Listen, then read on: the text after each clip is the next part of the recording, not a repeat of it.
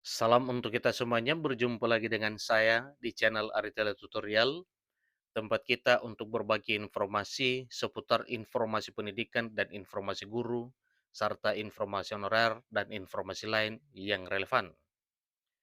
Pada pertemuan ini, saya menyapa seluruh Bapak Ibu honorer tanah air yang selalu setia melaksanakan tugas sesuai dengan bidangnya masing-masing dalam melaksanakan kegiatan pelayanan publik di instansi pemerintah pusat maupun instansi pemerintah daerah. Saya yakin Bapak Ibu honorer selalu semangat dan selalu dalam keadaan sehat walafiat. Pada pertemuan ini, ada satu hal penting yang perlu saya sarankan kepada seluruh Bapak Ibu honorer terkait dengan pengangkatan honorer menjadi aparatur sipil negara yang selalu menunggu revisi Undang-Undang ASN 2014 disahkan.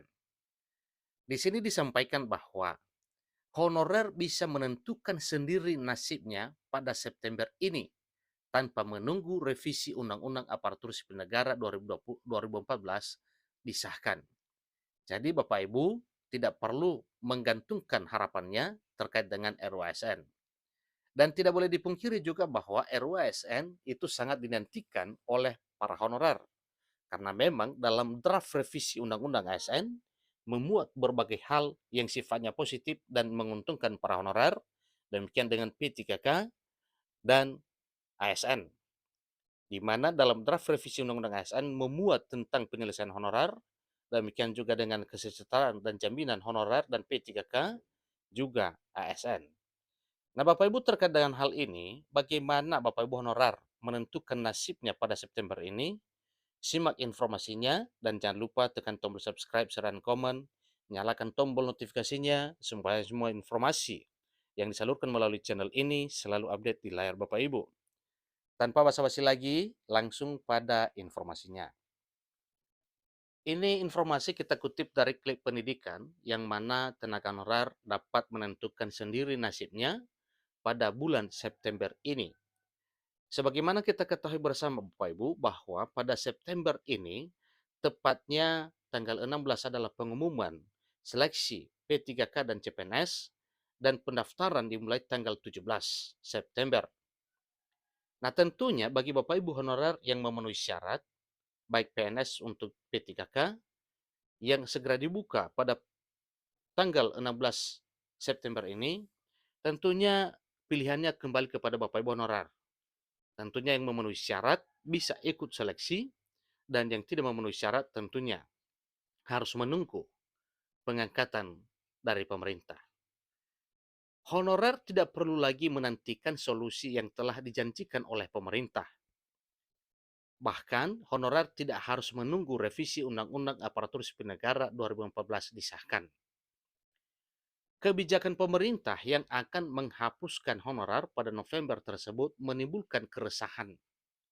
Nah, tentunya Bapak Ibu, supaya terlepas dari keresahan yang dimaksud, maka alangkah baiknya Bapak Ibu honorer mencoba untuk mendaftarkan diri pada seleksi CPNS dan P3K 2023 ini. Ingat satu hal bahwa pemerintah menempuh kebijakan khusus terkait dengan para honorer yang akan melamar CPNS maupun P3K.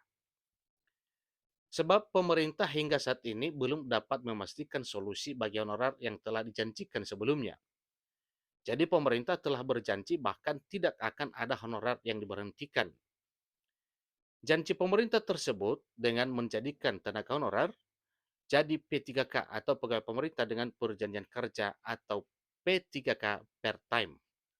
Ini P3K per time adalah sebagai pengalihan status dari honorer menjadi ASN P3K per time. Ingat Bapak Ibu bahwa sekalipun P3K per time, namun tetap dihitung sebagai ASN atau aparatur sipil negara. Akan tetapi hingga saat ini solusi dari kebijakan penghapusan honorer tersebut belum menemukan ujungnya. Ada apa dengan ini? Karena satu dan lain hal yang merupakan faktornya. Sehingga pengalihan status honorer secara langsung dari honorer menjadi ASN itu juga belum bisa spontan dilakukan secara serta-merta. Tetapi unik kebijakan pemerintah selalu melaksanakan komitmennya untuk merekrut honorer menjadi ASN. Kemudian aturan yang mengatur perihal honorar yang dapat diangkat menjadi P3K part-time dikabarkan akan mengalami kemunduran. Hal tersebut telah dinyatakan oleh Samsur Rizal selaku Wakil Ketua Komisi 2 Dewan Perwakilan Rakyat Republik Indonesia, yang mana oleh Samsur Rizal mengatakan bahwa revisi Undang-Undang Aparatur Sipil Negara atas perubahan Undang-Undang Nomor 5 Tahun 2014 akan mengalami kemunduran hingga Desember 2024. Namun sedikit penjelasan bahwa sebagaimana yang telah disampaikan juga pada informasi lain, bahwa penundaan ini atau kemunduran ini sampai dengan 2024 karena pemerintah juga selalu bekerja keras untuk menuntaskan honorer. Jadi prosesnya sampai dengan Desember 2024. Kendati pun demikian, honorer tidak perlu khawatir menunggu kabar mengenai disahkannya revisi Undang-Undang Aparatur Sipil Negara perubahan atas Undang-Undang Nomor 5 Tahun 2014 tersebut. Kita tidak perlu pasrah dengan itu Bapak Ibu, karena ada solusi dan kebijakan terbaik di luar daripada itu yang telah ditempuh oleh pemerintah nantinya atau akan ditempuh oleh pemerintah untuk menuntaskan persoalan mengenai nasib honorer. Jadi honorer dapat menjadi P3K dengan sendirinya apabila mengikuti seleksi rekrutmen CASN baik PNS maupun baik CPNS maupun P3K 2023 ini. Jadi kesempatan yang telah diberikan oleh pemerintah pada rekrutmen CPNS 2023 untuk tenaga honorer harus dimanfaatkan sebaik mungkin. Jangan disepelekan Bapak Ibu, jangan diabaikan. Manfaatkan sebaik mungkin. Siapa tahu dengan jalur itu semua impian honorer bisa tercapai. Jadi peluang besar memeluk tenaga honorer pada rekrutmen CPNS 2023 yang akan dibuka pada 17 September bulan ini di tahun 2023.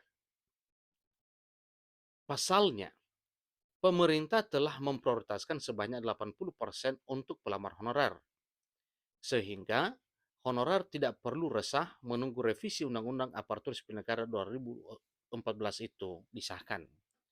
Jadi tidak perlu berpatokan Bapak Ibu ya, karena memang untuk seleksi CPNS dan P3K 2023 tahun ini, pemerintah mengalokasikan kuota formasi sebanyak 80%. Alangkah baiknya para honorer bersiap dari sekarang tentunya untuk mengikuti seleksi CPNS dan P3K 2023 supaya menjadi P3K tanpa harus menantikan pengesahan revisi Undang-Undang Aparatur Sipil Negara perubahan atas Undang-Undang Nomor 5 Tahun 2014. Itulah informasinya Bapak Ibu yang merupakan satu hal untuk Bapak Ibu honorer sebagaimana disampaikan sesuai dengan informasi ini. Sampai ketemu pada informasi berikutnya. Semoga bermanfaat. Terima kasih.